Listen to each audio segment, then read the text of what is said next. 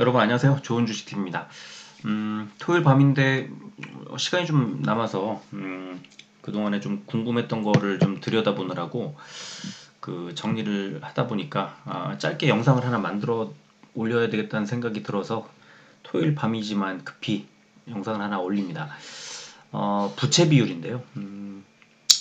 그러니까 부채 어떤 기업의 부채 총액을 자기 자본 전체로 나누면 이제 부채 비율이 되겠죠. 이제 전체 내가 갖고 있는 내 원래 자본에 대비해서 부채가 어느 정도이냐 이걸 보는 건데 이게 낮다고 해서 무조건 좋은 건 아니고 높다고 해서 또 무조건 나쁜 것만은 또 아닙니다. 그리고 또 금융주나 이런 쪽은 이제 어떤 것을 부채로 잡느냐 고객의 예탁금을 또 이제 돌려줘야 하는 돈으로 보고 그 빚으로 치는 그런 섹터가 또 있거든요. 그래서 쓸데없이 굉장히 이상하게 높아요. 부채 비율이. 그래서 이렇게 단순하게 검색해갖고 찾기가 쉽지 않은데 그런데 이제 지금 금리 인상기란 말이죠. 그러니까 금리를 올린다고 하는 건 은행에서 그러니까 은행의 입장에서 은행이 받아들이는 그 예금을 받아 그 고객이 돈을 맡기고 이렇게 받는 거는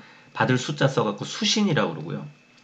은행이 대출을 해주거나 은행에 있는 돈이 밖으로 나가는 거는 줄 여자 써서 여신이라고 그러는데 그 은행의 여신 그러니까 고객 입장에서는 대출금이 많으면 은행 입장에서는 대출 이자가 갈수록 높아지겠죠. 그런데 고객 입장에서는 이자가 높아지니까 만약에 어떤 기업이 그 어떤 금융기관에서 대출금이 많다는 것은 빚을 진 거잖아요. 부채가 높아지는 거잖아요. 근데 그 부채 중에서도 또 1년 이내에 갚아야 하는 뭐 유동부채라는 게 있고 또 1년 이내에 갚지 않아도 되는 비유동부채가 있고 뭐 등등 여러 가지가 있습니다만 이것저것 다 들여다보지 않고 그냥 전체 자본에서 부채 총액을 나눈 것, 딱 그렇게만 그냥 간단하게 보면 부채 비율이 나옵니다. 그래서 부채 비율이 어, 높으냐 낮으냐를 상대적으로 볼 수밖에 없죠. 부채 비율이 10%인데 이게 높은 건지 낮은 건지 알 수가 없고 부채 비율이 100%라고 했을 때 그게 또 좋은 건지 나쁜 건지 그렇게는 알 수가 없죠. 부채 비율이 거의 1000% 가까이 되는 것들도 있고요. 또 뭐 10% 미만인 종목들도 있습니다. 그런데 대체로 부채 비율이 낮으면 낮을수록 금리가 올라가는 때에는 당연히 좋을 수밖에 없죠. 부담이 덜한 거죠. 그래서 그냥 이것저것 뭐 섹터의 어떤 특징이나 이런 것들을 고려하지 않고 단순하게 부채 비율이 낮은 종목들은 금리가 올라가는 이 시기에는 상대적으로 안정적이고 안전하다고 사실은 판단해도 괜찮습니다. 부채 비율이 너무 지나치게 높게 되면 이제 파산의 우려라든가 또 대출 이자 상환의 어떤 부담 이런 것들 때문에 실적이 또 좋지 않을 수 있거든요. 굉장히 많은 이자를 물 수 있어요. 그래서 그렇기 때문에 부채 비율이 낮은 종목들을 찾아서 투자하는 것이 금리 인상기에는 상당히 좋고 저의 경우에는 제가 이제 이번 주 며칠 전부터 계속 이제 시간 날 때마다 이 부채 비율을 들여다보면서 정리를 했는데 저의 기준으로는 가급적이면 부채 비율이 100% 넘지 않는 종목 그리고 정말 어쩔 수 없는 경우가 아니라면 뭐 가급적 최선을 다해서 부채 비율 50% 안쪽에 있는 종목들로 한정을 해서 투자를 하려고 애를 씁니다. 이제 가급적이라고 표현을 했습니다만 또 때에 따라서는 그 50에서 100% 사이에 있는 종목들을 투자하기도 하는데 부채 비율이라는 거를 잘 안 보다가 이제 아주 관심 있게 보게 되는 그런 시기가 바로 이맘때가 아닌가 싶고요. 금리가 낮을 때는 부채 비율이 지나치게 낮다는 것도 바보짓이에요. 낮은 금리를 이용해서 적극적으로 활용해서 그 비용을 가지고 이제 대출금이나 이런 걸 가지고 투자를 해야죠. 그런데 어, 이제 금리가 올라갈 때는 이 부채 비율이 높을수록 굉장히 부담스러울 수밖에 없기 때문에 이제 그게 투자자 입장에서는 하나의 중요한 지표가 될 수 있는데 그래서 이제 오늘 부채 비율이 50%가 넘지 않은 50% 이하인 종목이 코스피에 지난 분기 기준으로 했을 때 코스피에 53종목이 있고요. 코스닥에 67종목이 있습니다. 정확하게 120종목이 딱 나오는데요. 생각했던 것보다는 그렇게 많은 것 같진 않은데 부채 비율이 낮은 종목이. 근데 이 안에는 뭐 부채 비율이 낮다고 해서 나쁘다고 이제 한 건 아니고 높다고 해서 또 반드시 나쁜 건 아니고 부채 비율이 낮다고 해서 무조건 좋은 것도 아니기 때문에 이제 그걸 단순하게 볼 수는 없지만 그래도 부채 비율이 낮은 종목들에는 들은 금리 인상기에 상대적으로 좀 안정적이다 이런 가정을 하고 충분히 들여다볼 만하다고 제가 이제 생각을 하기 때문에 이렇게 추렸고요. 오늘 일단 그 가장 코스피에서 가장 부채 비율이 낮은 10종목 코스닥에서 코스피 200으로 추렸습니다. 그리고 코스닥은 코스닥 150으로 추려서 그 안에 53종목과 67종목이 있습니다. 그래서 전체 코스피 200, 코스닥 150, 350 종목 중에 120종목이 부채 비율 50% 이하다. 이렇게 생각을 하시면 되고요. 제가 이제 10종목씩 일단 소개를 해드리고 이따가 그 멤버십 방에는 이 전체 그 120종목의 이름을 싹 써드리도록 하겠습니다. 자, 이 종목들 부채 비율 하나씩 이제 살펴보도록 하겠습니다. 제일 코스피에서 제일 낮은 코스피 200에서 제일 낮은 종목이 W게임즈입니다. 밑에 보시면 3분기의 부채 비율이 7.89% 굉장히 낮죠. 7.89%밖에 되지 않아요. 그리고 이제 이런 종목들 중에서 얘네들이 실적이 괜찮나 하고 한번 보세요. 이 영업이익이 3분기에 481억 원이었는데 4분기에 525억 원으로 이제 연간 영업이익 예상 매출액이 2천억 원을 넘어서는구나 하고 조금 좋아지는 게 보이죠. 그래서 이렇게 실적과 같이 보시고 여기에다 수급과 또 차트와 이런 것들을 보면서 혹시 매수 기회로 삼는 그런 투자 방식도 괜찮을 것 같습니다. 자, 두 번째 종목은 한국앤컴퍼니 보시면은 부채 비율이 8.29%고요. 3분기 기준으로. 그리고 2021년 이제 말 기준으로는 8.19%로 조금 더 낮아질 걸로 예상이 되고 있습니다. 부채 비율이. 실적도 상당히 좋아지고 있죠. 매출이 올해 그러니까 작년 말 9,384억 원으로 거의 뭐 1조 원 가까이까지 올라갈 걸로 예상되고 영업이익이 2,495억 원으로 큰 폭의 성장을 하는 것으로 나타나고 있습니다. 그리고 세 번째가 동서라는 종목인데 8.58%입니다. 뭐 실적은 그렇게 썩 3분기 보면은 그렇게 썩 좋아지진 않았네요. 오히려 좀 후퇴했죠. 그리고 네 번째 종목은 신풍제약 13.42%입니다. 생각보다 신풍제약이 그 부채 비율이 굉장히 낮고요. 근데 이제 실적은 썩 좋지 않은 그런 흐름이고요.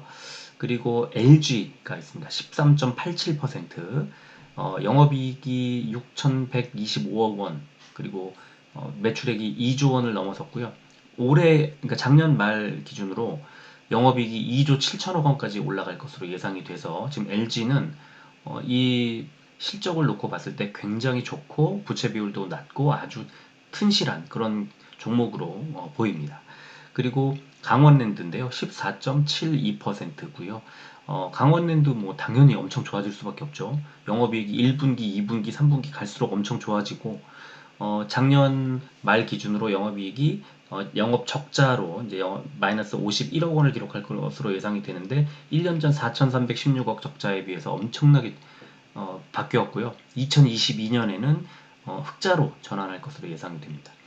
그리고 크래프톤인데요. 17.35% 부채 비율이 굉장히 낮죠. 그리고 실적 뭐 엊그제도 보여드렸지만 실적이 계속해서 급등 아주 엄청 빠른 속도, 엄청 큰 속도로 급등하고 있다.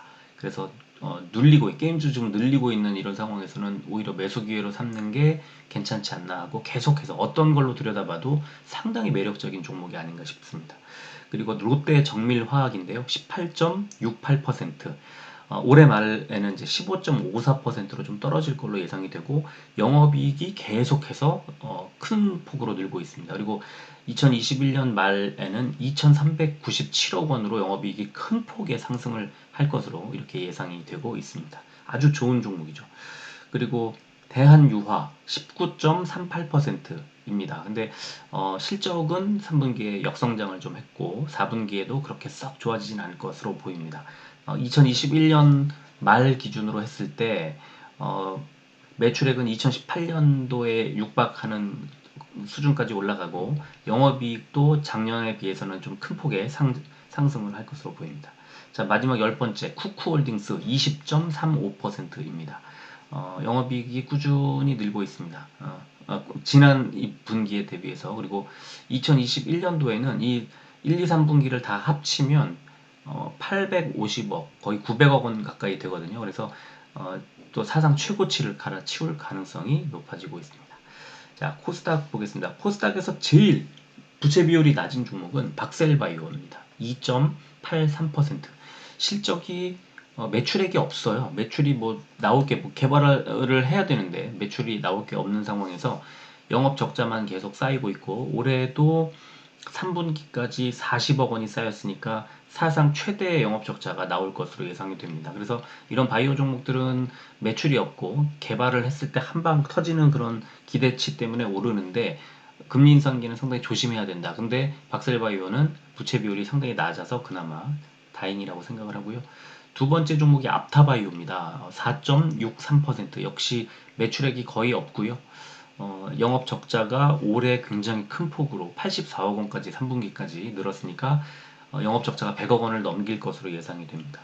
세 번째 종목은 CMG제약 6.92% 부채 비율이요. 그리고 매출액이 꾸준히 늘고 있고 영업이익도 11억 원으로 늘었는데, 이게 어느 정도 큰 의미가 있다고 봐야 할지, 일단 3분기까지 18억 원을 영업이익을 기록했기 때문에 작년 수준은 무조건 뛰어넘을 건데, 이걸 어떻게 봐야 할지. 그렇지만 실적이 크게 좋지는 않아도 부채 비율은 상당히 낮은 그런 종목입니다. 자, 그리고 ABL 바이오 8.17%고요. 영업 적자가 상당히 큰 폭으로 누적이 되고 있는 그런 종목이라는 걸 한눈에 알 수가 있습니다. 자, HLB 생명과학인데요. 9.96%. 매출액은 그냥 비슷한 수준을 유지하고 있는 것 같습니다. 380억 정도 3분기까지. 근데 작년 매출액이 918억 원이었으니까 올해는 매출액이 굉장히 떨어지지 않을까 하고 예상이 됩니다. 자, TCK인데요. 여섯 번째 종목이 10.17%. 바이오 말고 처음 나왔죠, 지금. 올해 뭐 굉장히 부침을 많이 겪었는데 실적은 계속 좋아지고 있습니다. 그래서 2021년도에는 영업이익이 1,000억 원을 넘어설 것으로 그렇게 예상이 되고요. 상당히 튼실한 어떤 종목으로 보입니다. 그리고 젠백스인데요. 10.75%고요. 매출액이 좀 떨어졌고 영업이익도 적자로 전환을 했습니다. 3분기에 굉장히 그렇게 크게 그 실적을 뭐 좋아지거나 이러지 않는 그런 종목으로, 전형적인 그 바이오 성장주로 보입니다. 그리고 제넥신 11.63%고요. 매출액이 거의 없었어요. 3분기에 2억 원이었으니까. 올해는 역시 영업 적자가 생길 건 뭐 확실합니다만, 작년에 392억 원 적자보다는 크게 줄지 않을까 예상이 되고요. 그 다음에 아홉 번째 종목이 레고캠바이오 12.56% 영업 부채 비율이. 그리고 매출액은 140억 원 정도 3분기까지 쌓였는데, 지금 보니까 작년에 207억 원 매출 기록할 것으로 보여서 전년 동기 대비해서는 절반 이하, 반토막이 났고요. 영업 적자가 481억 원으로 크게 늘어날 것으로 예상이 됩니다. 레고캠바이오는 지금 실적은 엉망으로 가고 있다. 마지막 열 번째 종목이 클래시스고요. 12.72%입니다. 그리고 실적을 보니까 3분기에는 역성장을 했지만 4분기에는 조금 좋아질 것으로 예상이 되고, 처음으로 매출액이 1,000억 원을 넘을 것으로 예상이 되는, 제가 관심을 굉장히 많이 갖고 있는 종목인데요. 영업이익이 551억 원이고 올해 좀 더 좋아질 것으로 예상이 되는 그런 종목입니다. 그래서 아주 괜찮은 그 종목인데, 이렇게 이제 그 실적이 이제 그러니까 좋아지는 종목들의 기본을 살펴보다 보면은 뭐 영업이익을 볼 수도 있고 여러 가지 볼 수 있지만, 일단 제일 먼저, 지금은 금리 인상기는 제일 먼저 그 부채 비율을 좀 확인하고 시작을 하자. 그래서 일단은 부채 비율이 좀 어느 정도 안정적으로 좀 낮은 종목들을 하나의 풀로 좀 구성을 해놓고, 그 종목 안에서 관심 종목을 추려서 또는 시장에 관심 이렇게 순환 매도는 그 섹터들을 찾아서 그렇게 투자하는 게 좋지 않을까 하는 생각이 듭니다. 특히 올해 연말까지는 계속 그렇게 가져가는 게 괜찮은 투자 방식, 돈을 지금은 잃지 않아야 하는 그런 방식이고요. 방금 전에 클래시스 같이 이렇게 미용기기 이런 업체 지금 여러 몇 종목이 있잖아요. 그 뭐 제이시스 메디칼이라든가 그러니까 의료기기, 미용기기 이런 종목들 뭐 GT 듀얼리스 뭐 그런 종목들 몇 종목이 있는데 이 클래시스가 지금 보면은 실적이 꾸준히 우상향을 하고 있고 또 어, 부채 비율이 상당히 낮아서 아주 좋은 종목으로 보이고요. 그리고 2022년과 2023년에도 계속 상승하는 2022년에는 영업이익이 728억 원까지 늘어날 것으로 예상이 돼서 괜찮은 종목이에요. 근데 이제 거기에다가 부채 비율까지 낮으니까 상당히 안정적으로 좀 중장기로 가져갈 만도 한 그런 종목이 아닐까 싶습니다. 자, 그래서 오늘은 일단 빨리 스캔을 이제 해드리는 그런 상황이었는데 코스피 10종목, 코스닥 10종목이 있는데요. 반드시 부채 비율이 낮다고 좋은 건 아니다. 높다고 나쁜 것도 아니다. 그런데 금리 인상기는 부채 비율이 좀 낮은 종목을 투자하는 게 조금 더 안전하다, 안정적이다. 이렇게 생각을 하시는 게 좋지 않나 생각이 들고요. 일단 제가 추려낸 그 120종목은 멤버십방에 올려드리도록 하겠습니다. 자, 오늘은 여기까지 하겠습니다. 끝까지 들어주셔서 고맙습니다.